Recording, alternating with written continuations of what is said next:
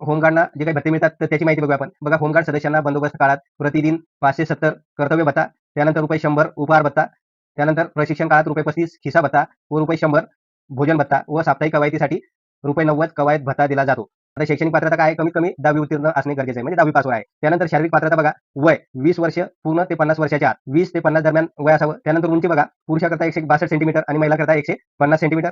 त्यानंतर या ठिकाणी छाती फक्त पुरुष उमेदवाराकरता न फुगविता किमान 76 सेंटीमीटर आणि कमीत कमी 5 सेंटीमीटर फुगविणे आवश्यक. तर अशा बघा या आवश्यक कागदपत्रे. तर यामध्ये रहिवासी पुरावा म्हणजे जर आधार कार्ड असेल तरी चालेल, मतदान ओळखपत्र असेल तरी चालेल. त्यानंतर दुसरं शैक्षणिक अर्हता प्रमाणपत्र म्हणजे 10वीचं सर्टिफिकेट आणि गुणपत्र. त्यानंतर तिसरं जन्मदिनांक पुराव्याकरता एसएससी बोर्ड प्रमाणपत्र, शाळा सोडल्याचा दाखला म्हणजे एक एसएससी बोर्ड प्रमाणपत्र असावं किंवा शाळा सोडल्याचा दाखला असावा. त्यानंतर तांत्रिक अर्हता धारण करीत असल्यास तत्सम प्रमाणपत्र. इतर जे काही टेक्निकल कोर्स जर केलेला असेल आपण तर त्याचं सर्टिफिकेट असेल तर चांगलं. त्यानंतर खाजगी नोकरी करीत असल्यास मालकाचे ना हरकत प्रमाणपत्र आणि 6वं बघा 3 महिन्याचे आतील पोलीस चारित्र्य पडताळणी प्रमाणपत्र म्हणजे कॅरेक्टर सर्टिफिकेट ते आपल्या जवळच्या पोलीस स्टेशनमधून आपल्याला मिळून जाईल.